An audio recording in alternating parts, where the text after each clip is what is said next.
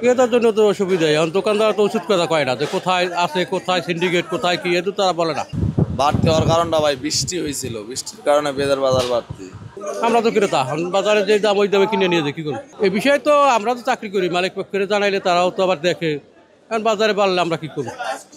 ওরা তো আর আমাদের উচিত কথা বলে না। আর আমরা বা 5-10 কেজি পেঁয়াজের জন্য তো আর কী করবো? বৃষ্টিতে অনেক পেঁয়াজ নষ্ট হয়ে গেছে, যারা পেঁয়াজ লাগাইছে, হ্যাঁ, তারা তো আর মনে করেন 1-2 কেজি পেঁয়াজ লাগাইছে না, তারা তো টনের টন পেঁয়াজ লাগাইছে। পেঁয়াজ লাগায় মনে করেন 2-3 দিনের মধ্যে বৃষ্টির কারণে পানি আটকে গেছে খেতে। এই পানি আটকে যাওয়াতে খেতে যে পেঁয়াজগুলো ছিল, যেগুলো লাগানো ছিল, ওইগুলো সব পচে গেছে। তো ওইগুলো আবার নতুন করে লাগাইতে হয়েছে। তো এই জন্যই পেঁয়াজের একটু শর্ট, বুঝতে পারছেন, এছাড়া আর কিচ্ছু না।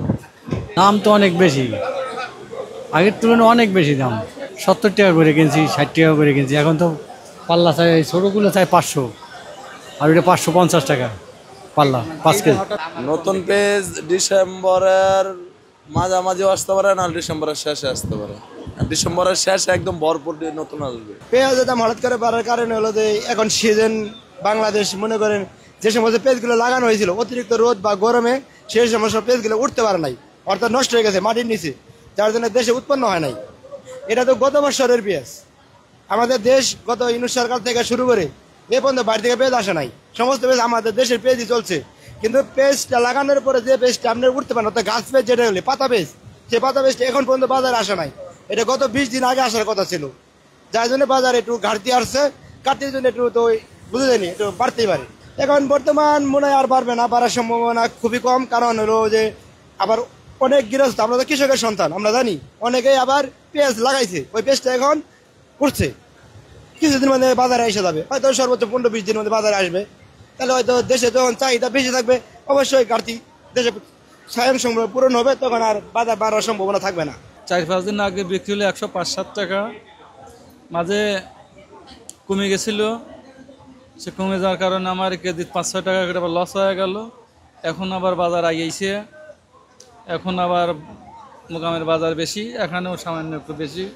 এখন বিক্রি করতে 4-5 টাকা করে।